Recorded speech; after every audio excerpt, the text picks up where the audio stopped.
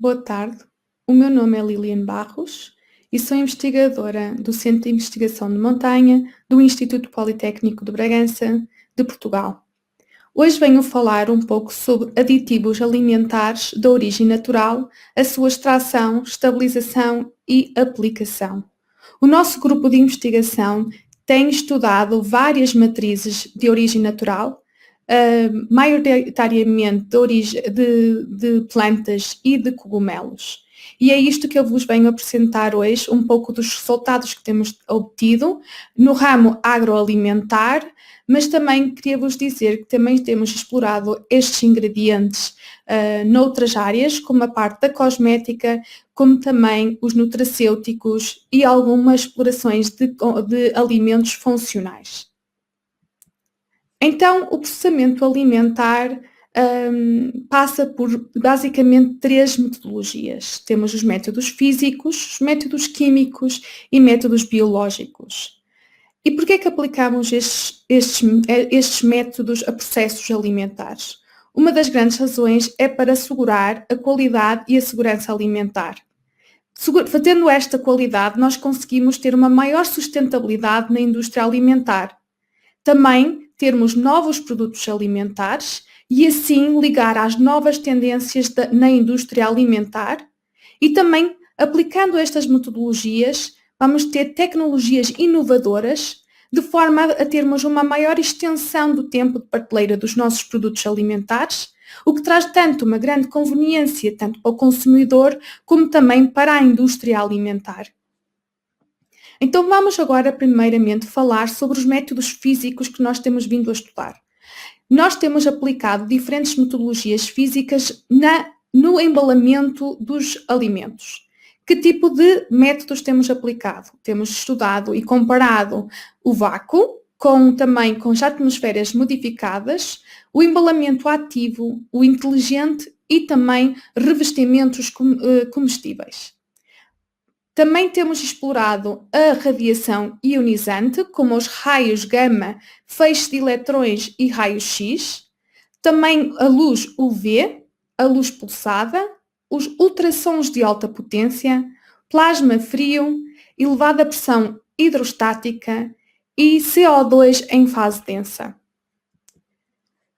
Relativamente aos ensaios de radiação ionizante, nós temos explorado esta metodologia utilizando diferentes produtos, como os cogumelos, como flores comestíveis, plantas aromáticas e também a castanha.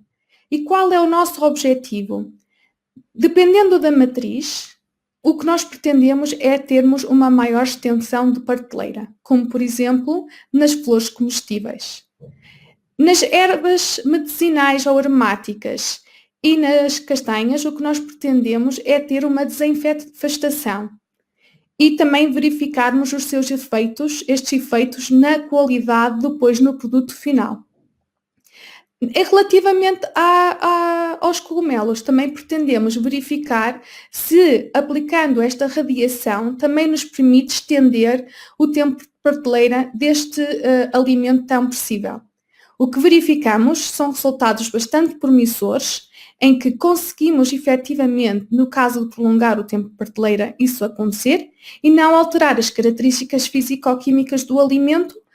Mais ainda conseguimos, com esta irradiação, aumentar muitas vezes a biodisponibilidade dos ingredientes funcionalidades, aumentando as suas bioatividades.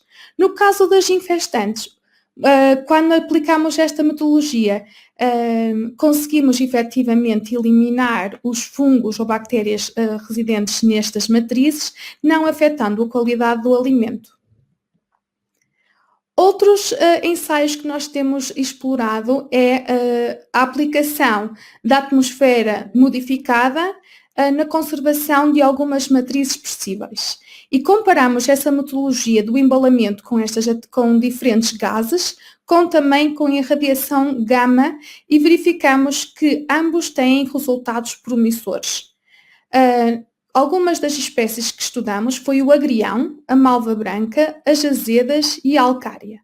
No caso do tomate, o que nós quisemos experimentar e o que testamos foi utilizar diferentes metodologias como micro-ondas e alta pressão hidrostática, de forma a conseguirmos extrair os compostos bioativos como o licopeno do tomate, de forma a termos um extrato rico neste ingrediente. Agora passando para os métodos químicos, que são os aditivos alimentares, aqui temos listados os aditivos artificiais, como os conservantes.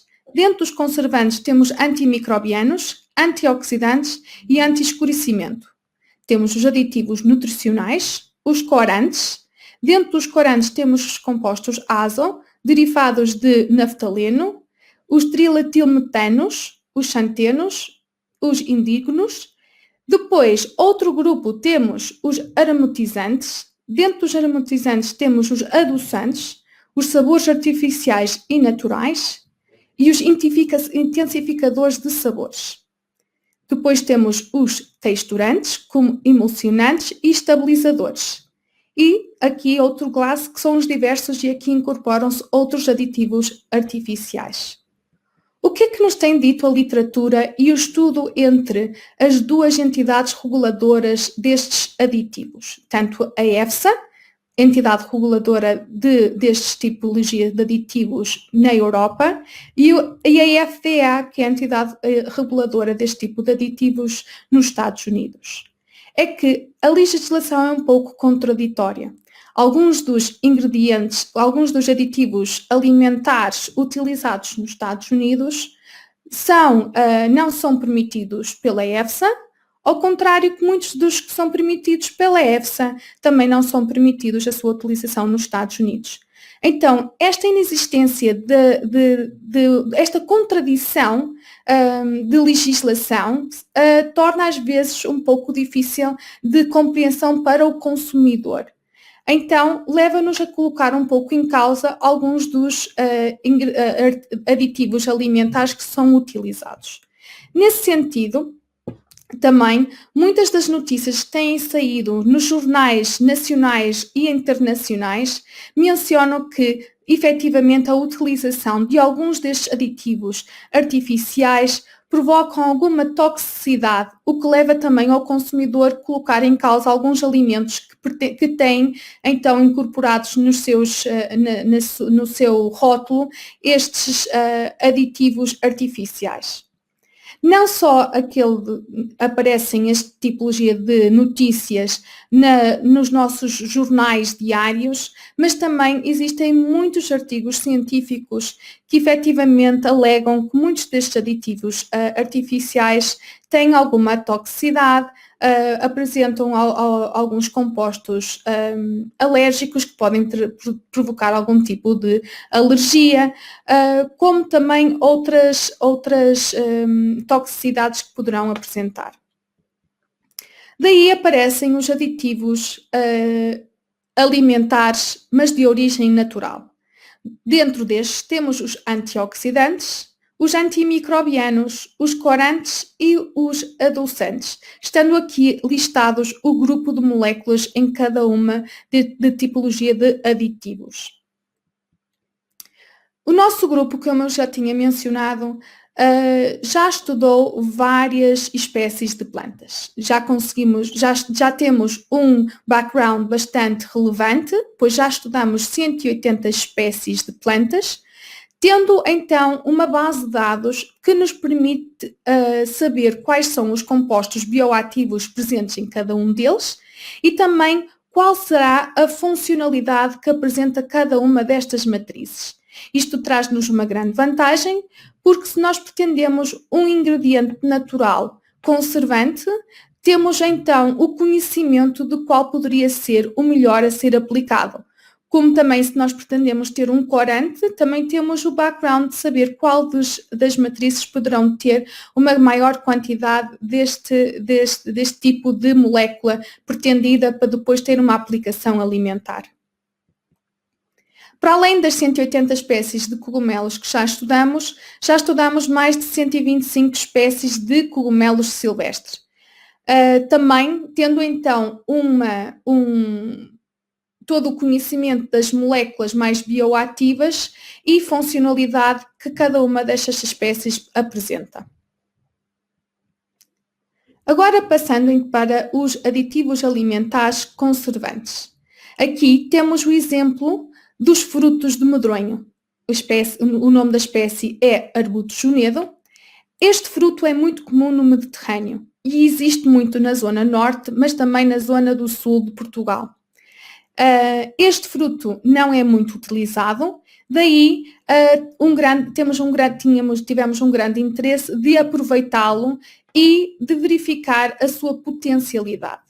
E que, de facto, este fruto tem uma grande concentração de catequinas, ou seja, estas moléculas são bastante bioativas, apresentam uma capacidade antioxidante e antimicrobiana, o que se pretende para um conservante natural.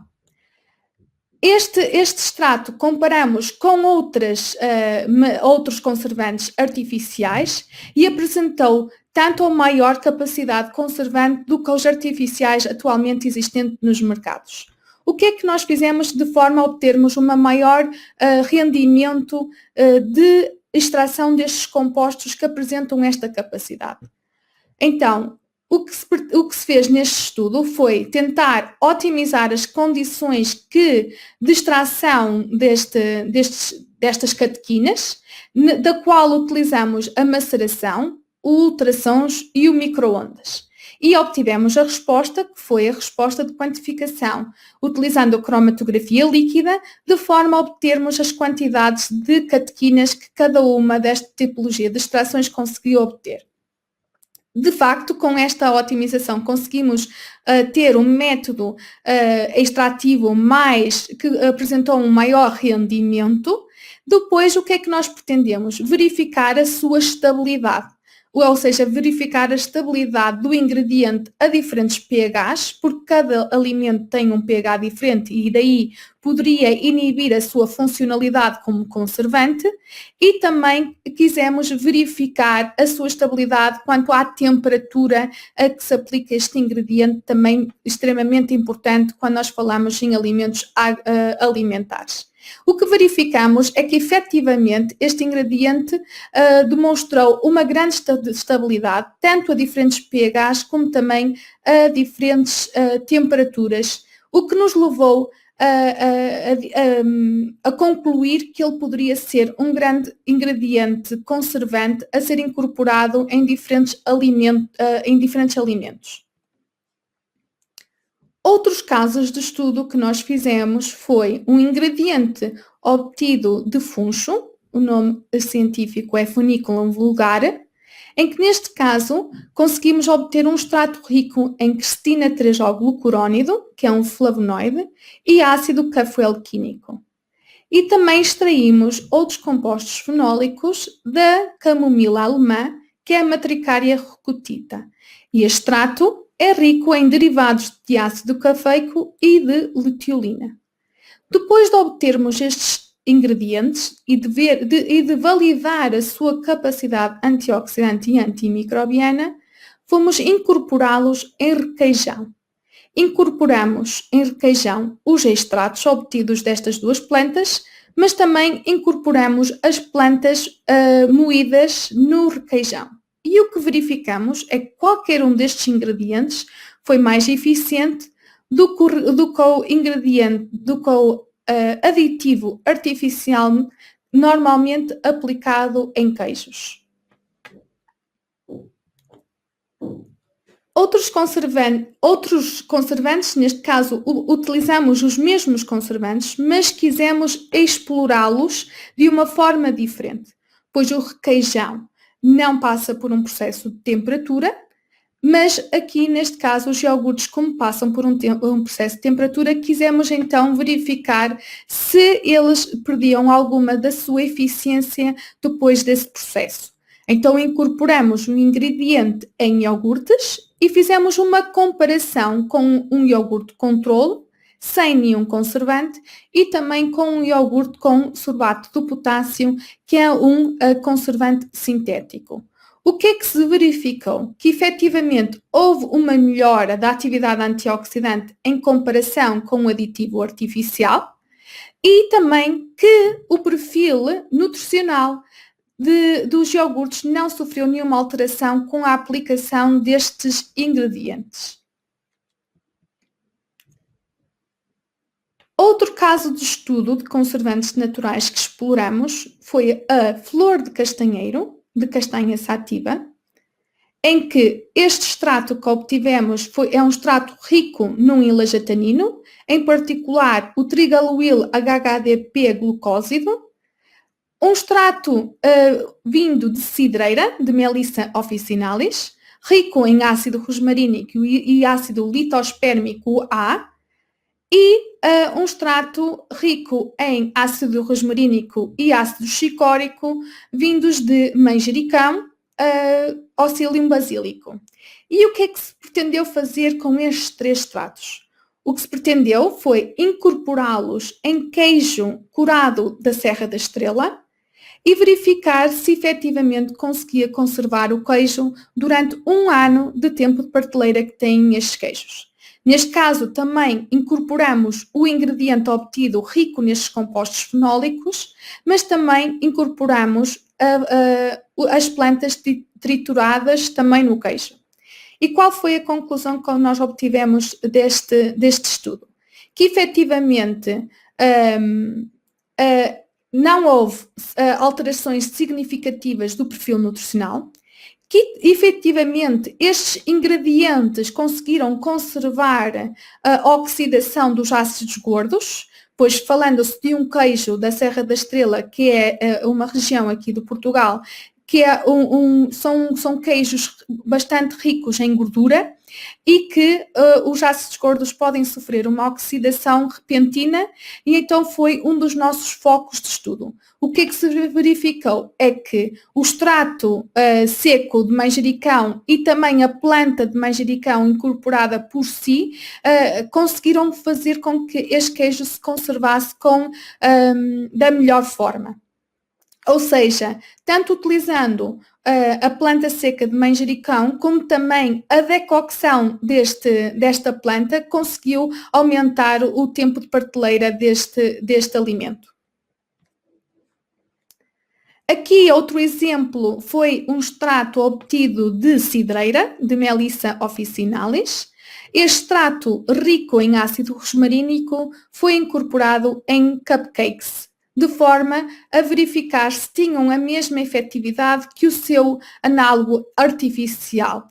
E o que é que se verificou é que efetivamente houve um prolongamento do tempo de prateleira, não houve alterações na composição química, na física houve ligeiras alterações do seu aspecto e que o que concluímos é que se o consumidor não tiver uma grande preocupação com a parte tanto física do alimento, que este ingrediente podia ter um grande potencial para a utilização na área da pastelaria. Aqui aplicamos o ingrediente que eu falei há pouco dos frutos de medronho, rico em catequina, e também o extrato rico em manjericão, que também falei há pouco, rico em ácido rosmarínico e ácido chicórico. E neste caso, como nós temos um projeto em curso, que é o Transcolab, que domina mais a área da pastelaria e da panificação, quisemos então comprovar se estes ingredientes seriam eficientes na aplicação em pão. E o que concluímos é que efetivamente ambos os extratos são potenciais comparativamente com o ácido ascórbico, que é um aditivo natural, e também com o sorbato de potássio, que é um aditivo conservante artificial. Neste caso em particular, o Oxylium basílico, ou seja, o manjericão, foi o que apresentou uma maior potencial para conservar o pão no maior tempo de prateleira. Estes 2 casos que venho aqui apresentar são 2 patentes internacionais que nós temos e também que estão na origem de 2 spin-offs. No caso do Spray Safe, que é um coating alimentar, o que é que nós desenvolvemos aqui? Desenvolvemos um filme que para a aplicação superficial dos alimentos, de forma a evitar a utilização abundante de plásticos, que é uma grande preocupação que toda a gente tem nesta área alimentar. Então, uma das grandes aplicações de películas aderentes, por exemplo, em supermercado, no grande retalho, por exemplo, é em fiambres, utilizando então a película aderente para colocar de invólucro nos fiambres. Então, neste caso, desenvolvemos este filme para evitar esta utilização destas películas e verificamos que ele tem uma grande efetividade de conservação do alimento, não deixando com que ele perdesse a umidade e conseguindo conservá-lo durante 3 dias sem ter algumas alterações físico-químicas do alimento. Outro estudo que nós fizemos, que foi a utilização da flor de castanheiro em vinhos, em substituição dos sulfitos, estes químicos que são tão prejudiciais para o vinho, pois já apresentam alguma toxicidade. Então, o que nos permitiu este ingrediente natural obtido a partir da flor de castanheiro foi efetivamente substituir este sulfito e conseguir conservar o vinho durante pelo menos 1 ano de tempo de prateleira. Neste momento estamos em estudos mais prolongados e estamos a ter mesmo muitos bons resultados. Efetivamente, este ingrediente consegue substituir os sulfitos e estamos neste momento no 2º ano de estudo de tempo de prateleira dos vinhos. Agora virando para os ingredientes antioxidantes naturais, mais em concreto os extratos obtidos do funcho, do Phoenicum vulgare, e os extratos obtidos da camomila alemã, também mencionada anteriormente. Neste caso, aplicamos estes ingredientes em bolachas e comparamos com o BHA, que também é outro antioxidante, para verificar se efetivamente estes extratos fossem tão bem sucedidos a nível de bioativos como também o BHA. E efetivamente verificamos que houve uma melhoria da atividade antioxidante, embora numa quantidade relativamente superior ao aditivo artificial. No entanto, também verificamos que a sua aplicação não alterou o aspecto físico e também não alterou o perfil nutricional deste alimento. Outro exemplo foi um extrato obtido de estragão, da Artemisia tranculculus, rico num exósido de ácido ferúlico e na rutina, que é a crestina 3-O-rutinósido, e neste caso em particular deste ingrediente fomos incorporá-las em diferentes massas de pizza, em massa fresca e em massa cozinhada. E fomos compará-lo com o aditivo natural, o ácido ascórbico. E quais foram então as conclusões que retiramos deste trabalho? É que efetivamente estes ingredientes apresentaram uma bioatividade muito semelhante ao aditivo E330 e que, efetivamente, ao utilizarmos este ingrediente obtido desta planta, que não houve então alterações nem físicas nem nutricionais do alimento funcional que se incorporou. E efetivamente poderia ser também utilizado na indústria alimentar como um aditivo natural antioxidante. Agora passando um pouco para os aditivos alimentares, mas corantes naturais. Aqui estão algumas das espécies que nós exploramos e os princípios ativos, ou seja, os compostos principais inerentes em cada um das plantas aqui mencionadas e dos frutos. Aqui temos o nosso primeiro exemplo, que foi utilizado as pétalas de Gomphrena globosa, mais conhecido como Perpétua roxa. Esta planta, as infusões destas plantas desta flor é muito utilizada para problemas inflamatórios. No entanto, tem esta cor muito rica e como os compostos apresentados nesta flor são gonfreninas, que são beta-cianinas, não são antocianinas, são compostos muito comparáveis com aqueles compostos que existem na beterraba, e a beterraba já é um corante natural que se utiliza na parte na área alimentar. No entanto, a beterraba tem algumas desvantagens. É que o corante obtido de beterraba, muitas vezes, quando incorporado em alimentos, tem um sabor a terra e o consumidor não tem uma grande preferência pela sua utilização. Então, isso foi o que nos levou a estudar a flor da Perpétua roxa, pois não tem sabor. Como não tem sabor, e também uma outra vantagem desta planta é que, como apresenta os compostos principais e que são os responsáveis pelo seu poder corante, são gonfreninas. Estas gonfreninas são compostos acilados, ou seja, têm um grupo ácido, o que permite também ter uma maior estabilidade comparativamente com os compostos que apresenta, por exemplo, a beterraba. Então, mais uma vez, fomos estudar e otimizar os processos de extração. Utilizamos as diferentes metodologias de extração, como eu falei anteriormente, os ultrassons, a maceração e o micro-ondas, de forma a otimizarmos as diferentes variáveis da extratabilidade destes compostos. Chegamos efetivamente ao melhor processo de extração, que nos permitiu ter o maior rendimento destas gonfreninas e, efetivamente, fomos verificar se este ingrediente apresentava algum tipo de toxicidade e verificamos que ele era isento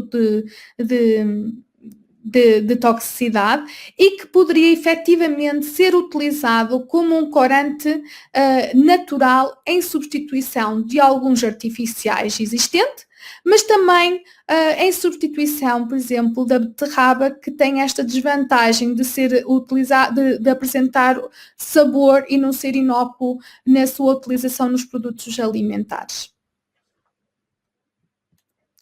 Depois, efetivamente, para vermos a efetividade deste ingrediente, fomos incorporar o extrato rico nas gonfreninas num gelado. E, efetivamente, ele conseguiu corar o gelado em tons de rosa, que era ficou com esta tonalidade devido à concentração que nós aplicamos no gelado, aparecendo então que fosse um gelado obtido com um extrato de morango. Mais uma vez, também avaliámos as características físico-químicas. Claro que houve uma alteração da cor, pois isso foi o que se pretendeu, termos uma cor rosa, mas também fomos estudar se efetivamente, ao incorporarmos este ingrediente corante a nível nutricional, se haveria alguma alteração nutricional, e também verificamos que não houve alteração. Mais uma característica muito importante que não falei até agora, mas em todos os produtos que temos estado a desenvolver, estudamos sempre a parte do crescimento microbiano, ou seja, depois de incorporarmos o ingrediente e estudarmos ao longo do tempo de prateleira se o ingrediente se mantém estável ou não, também estudamos a carga microbiana, ou seja, para verificar se ao introduzir esse ingrediente houve a introdução de algum tipo de micro-organismos, ou então mesmo para estudar efetivamente quando falamos em conservantes naturais, verificarmos se estes conseguem ser conservados ao longo do tempo, e para isso é necessário sempre estudar a carga microbiana para ver efetivamente se os nossos extratos têm essa capacidade conservante ou não. Neste caso dos corantes, o que nos permite ver este estudo é se efetivamente nós não estamos a introduzir nenhum tipo de agente que possa então interferir depois com o desenvolvimento do produto, e neste caso não tivemos essa problemática, não houve crescimento microbiano. Outro corante natural que nós estudamos foi aquele obtido de Hibiscus sadenifer, que é conhecido por vinagreira. Este extrato é rico em delfinidina 3-O-sambopiósido, que é uma antocianina. Este é um extrato bastante promissor, tem uma coloração bastante ativa, contrariamente ao outro extrato que eu vos apresentei no slide anterior. Neste caso, estamos a tratar de antocianinas, e estes compostos têm grande potencial, tanto antioxidante, antimicrobiano, e também tem um grande potencial para então ser utilizado tanto na indústria alimentar como também na indústria farmacêutica como uma fonte de ingrediente corante, bioativo e natural. Outras fontes que nós também já exploramos foi aquela obtidas de flores comestíveis, como a de rosa, de dália, de centáurea, também ricos em derivados de cianidina, também são antocianinas, e nós fomos então validar a sua incorporação em iogurtes e verificamos que efetivamente poderão ser utilizados como corantes naturais. Mais uma vez aqui o medronho aparece, mas neste caso não utilizamos o fruto inteiro, utilizamos só o epicarpo, a pele do fruto, sendo este rico também numa cianidina, e neste caso incorporamos num waffle, de forma que o aspecto do waffle fosse mais uniforme, e neste caso, ao introduzirmos este corante natural, que também, para além de servir de corante, também estamos a adicionar algumas propriedades funcionais, pois este ingrediente também apresentou uma grande atividade antioxidante. Nestes waffles normalmente são incorporados carotenoides, e nós quisemos aqui dar uma outra alternativa, como também aplicar este ingrediente obtido de medronho, que também poderá ter a mesma potencialidade. Neste caso, exploramos um ingrediente obtido de sabugueiro, Sambucus niger, através dos seus frutos. Este corante é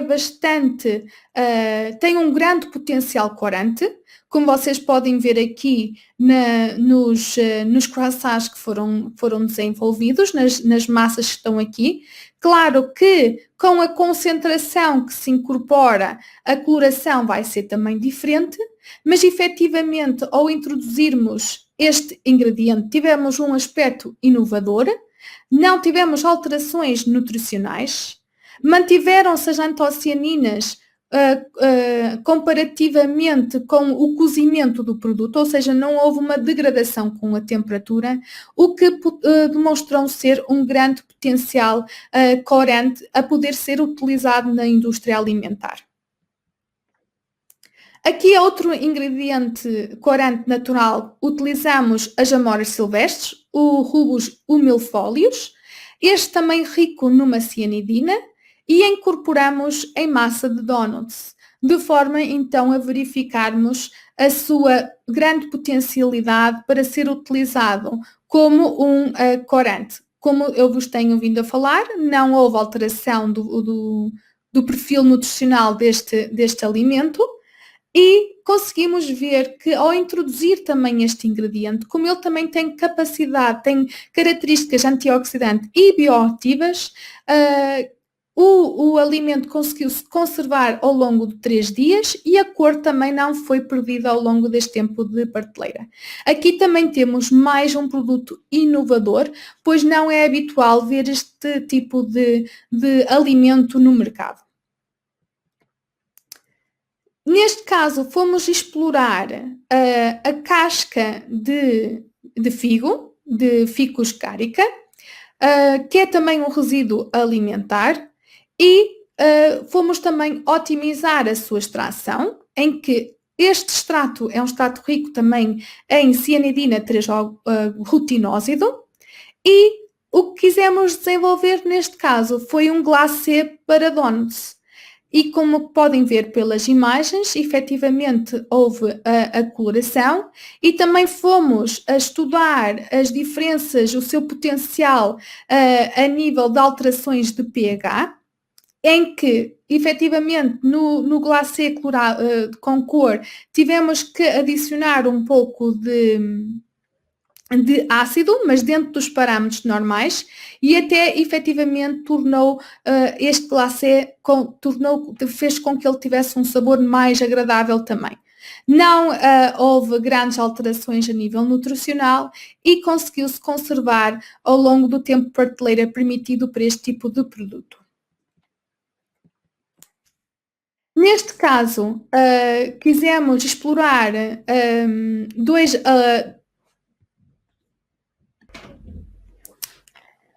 peço desculpa, a imagem desapareceu aqui da apresentação, mas neste caso nós quisemos explorar o epicarpo da brunho, de Prunus spinoso, que é um extrato rico em duas antocianinas, em cianidina 3-O-retinósido e pionidina 3-O-retinoso, e como isto foi explorado com uma aluna brasileira que tivemos cá a trabalhar connosco, quisemos utilizar este ingrediente corante num tal famoso beijinhos que vocês um, um bolo de pastelaria que vocês utilizam aí, e verificar que efetivamente este ingrediente tornou este beijinho mais atrativo, pois teve uma cor arroxeada, e também verificamos que não houve alteração da composição nutricional e que este ingrediente, verificou-se uma estabilidade deste ingrediente ao longo de 3 dias de tempo de vida de prateleira deste doce tão conhecido do Brasil.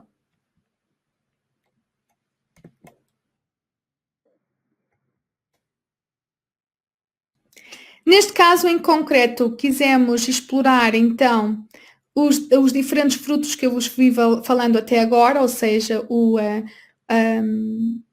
a beterraba, o hibisco, o sabugueiro, as amoras silvestres e aqui a cereja. Utilizamos estes 5 extratos e colocamos em pasta de açúcar. Para quem não sabe o que é pasta de açúcar, é aquela pastas do cake design que normalmente, que hoje em dia está muito na moda, a elaboração de bolos com este tipo de pasta. E o que é que nós quisemos comparar? Com a pasta de açúcar sem ingrediente e com a pasta de açúcar que tem corantes artificiais. Nós estudamos a estabilidade destes ingredientes corantes ao longo de um ano, em que colocamos em 2 tipos de condições de armazenamento. Colocamos estas pastas de açúcar à luz, pois quando vamos para uma pastelaria ou para uma padaria, não há tantos cuidados em conservar estas pastas, então quisemos que efetivamente estivesse sobre essas condições, e também conservamos estas pastas com ausência de luz, de forma a vermos quais são os ingredientes mais promissores. E os resultados demonstraram que, efetivamente, o sabugueiro e o hibiscus foram os ingredientes que tiveram que apresentaram uma maior estabilidade corante ao longo destes 12 meses de estudos. Também foram os que apresentaram menor carga microbiana, pois também foi um dos nossos pontos de estudo que eu vos tenho mencionado também ao longo desta apresentação. Agora virando mais para as cores do amarelo e do laranja, também exploramos em pastas de açúcar o anato, que é obtido deste produto natural, em que conseguimos efetivamente extrair este carotenoide, e também a curcumina, que foi extraída da curcuma longa, para efetivamente aplicar também nas pastas de açúcar, que são tão utilizados na pastelaria, e também estudamos o seu efeito ao longo de um ano de tempo de prateleira, e os resultados, tanto para um como para o outro, foram bastante promissores, havendo uma grande estabilidade da sua cor durante o tempo de estudo. Então, mas utilizando estes corantes que eu vos tenho falado, quais são os desafios? Pois nem tudo é só vantagens, porque quando nós trabalhamos com antocianinas temos uma grande problemática, é o pH. Ou seja, quando nós aplicamos este corante em alimentos com diferentes pHs, nós temos uma alteração de cor. As betalaínas, quando aplicamos temperatura, também há uma grande degradação. Quando trabalhamos com os carotenoides tipo a curcumina, temos o problema deles terem um caráter lipofílico. E depois, quando há todas estas as características destes ingredientes, quando formos a utilizar no processamento destes ingredientes, ou seja, quando existem altas temperaturas de cozedura, quando as matrizes são hidrofílicas ou lipofílicas, também poderemos ter aqui uma problemática. Quando temos diferentes pHs, também temos que ver aqui quando incorporamos estes ingredientes. E depois também temos que verificar se existem ingredientes no nosso produto que vão interagir com os nossos compostos naturais que queremos introduzir. E a única forma de às vezes ultrapassar algumas destas problemáticas é utilizarmos técnicas de estabilização como a microencapsulação. E o que nós temos verificado é que, ao aplicarmos algumas técnicas de estabilização, nós conseguimos efetivamente melhorar os nossos ingredientes estudados. Por exemplo, a perpétua roxa, ou seja, os extratos de gonfreninas obtidos através desta planta, quando microencapsulados através de spray drying com 20%, demonstraram ter uma maior resistência a temperaturas. E no caso da curcumina, quando aplicamos o spray congealing, utilizando cera de abelha, conseguimos fazer com que ele ficasse mais hidrofílico e conseguindo então introduzi-los em diferentes matrizes. Agora passando para outra tipologia de ingredientes que são os bioativos naturais. Neste caso, utilizamos resíduos da produção de cogumelos, mais propriamente os resíduos de produção de agáricos pisporos.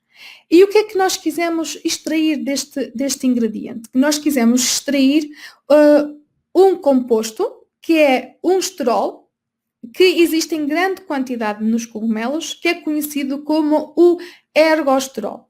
Este ergosterol tem várias funcionalidades, sendo a mais conhecida os seus efeitos hipocolesterémicos. E nós quisemos utilizar os extratos obtidos deste cogumelo para serem incorporados numa bebida láctea, de forma a verificarmos e validarmos este efeito hipocolesterémico que tem este ingrediente.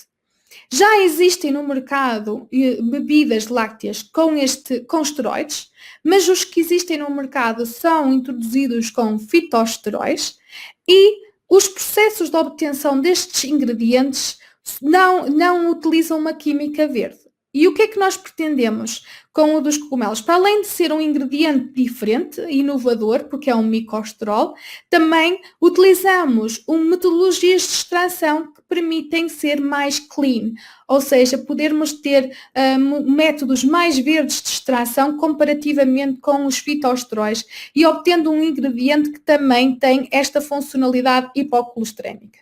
Para isso, também Utilizamos diferentes métodos de extração para conseguirmos ter este ingrediente extraído com o maior rendimento possível e depois fomos aplicá-los em iogurtes e estudamos a sua estabilidade ao longo do tempo de prateleira para efetivamente validar se a funcionalidade hipocolesterémica se mantinha ao longo do tempo, mas também fomos verificar se havia efeitos de toxicidade e também verificar se havia a introdução de algum agente que não se pretendia. Também fomos estudar a sua carga microbiana ao longo do tempo de prateleira do produto. Tivemos resultados muito promissores, o que nos permitiu também ter neste momento a patente nacional aprovada. Outro ingrediente que se explorou foi o ingrediente bioativo obtido do morangueiro, das partes aéreas. Este extrato era rico num ilajatanino, que é o sanguinine H10, e também de um flavonoide, que é a quercetina 3-glucurónido. E incorporamos este ingrediente bioativo em gelatinas, na sua forma livre e na sua forma encapsulada, e o que fomos verificar é que na sua forma encapsulada ele ficou mais biodisponível do que a sua forma livre.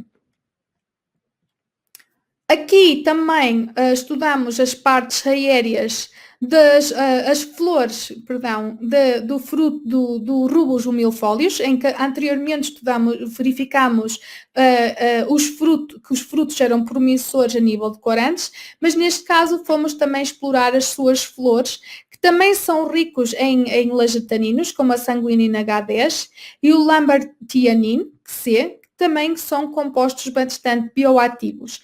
E estudamos a sua incorporação em iogurtes na forma livre encapsulada e como anteriormente tínhamos concluído que a sua forma encapsulada se tornava sempre mais biodisponível do que a sua forma livre, neste caso também se tirou as mesmas conclusões. Neste estudo estudamos 2 cogumelos, o Suillus luteus e o Caprinopsis atrementaria, e os extratos obtidos destes cogumelos foram introduzidos em queijo fresco, na sua forma livre e na sua forma encapsulada. E aqui também se tirou a mesma conclusão, que na sua forma encapsulada estes ingredientes mantêm-se mais estáveis e também mais biodisponíveis do que na sua forma livre. Outro caso de estudo foi também um extrato obtido de alecrim, de Rosmaninus officinalis, também rico em ácido rosmarínico, e incorporamos também em queijo fresco o extrato na sua forma livre e também na sua forma encapsulada, e fomos também sempre comparar com um controle, e efetivamente o extrato encapsulado demonstrou ter resultados mais promissores do que a sua forma livre.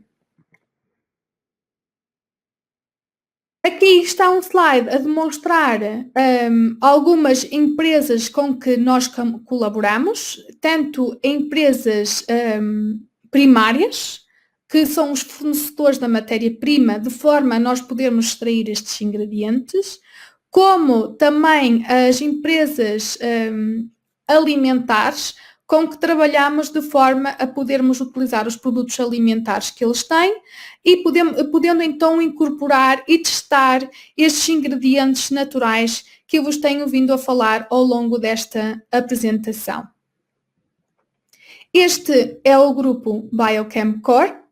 Este grupo antigamente era liderado pela Isabel Ferreira, que neste momento está a trabalhar para o nosso governo português como secretária de Estado, estando um pouco agora sobre a minha alçada. Este grupo, em que, como já vos tinha dito no início, temos uma grande especificidade tanto na caracterização química dos produtos naturais, na extração e na identificação de fitoquímicos, no desenvolvimento de nutracêuticos e de formulações alimentares inovadoras com propriedades funcionais, como também na tecnologia inovadoras aplicados a produtos naturais. Não tenho mais a dizer, eu só queria agradecer à comissão organizadora destas jornadas o convite que me fizeram de estar aqui presente hoje, a apresentar todos os resultados que o nosso grupo tem vindo a desenvolver e se tiverem alguma questão poderão sempre contactar-me e estou disposta a poder esclarecer algumas dúvidas que restaram desta apresentação. Se quiserem ter mais informação sobre todos os estudos que nós estamos a fazer e já fizemos, podem consultá-lo através deste site, que é o site do nosso grupo, que o nosso grupo chama-se Biochem Core. Muito obrigada e uma boa tarde.